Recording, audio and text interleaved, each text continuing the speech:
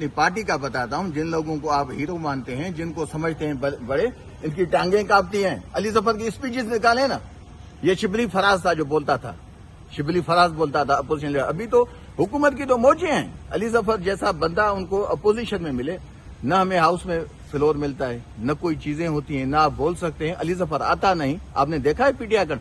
मैं कहता हूं कि पीटीआई एक साल में अबड़ो जैसा एक एहतजाज कर जाए ना, एक एहतजाज, तो मैं सलाम करूंगा उनको। ये सारे लोग जाके इनसे पूछे कहां जाके बैठते हो आप लोग, पूछे तो सही ना अली जफर से। यार उससे पूछो ना जाके, मुझसे कहा, मैं कहता हूं उससे पूछो ना। अली जफर से ये बताओ ना, मैं आपको अभी बात कर रहा हूं। हमारा पीटीआई का ग्रुप है ऑफिशियल, आप साहब के ग्रुप होंगे ना जी।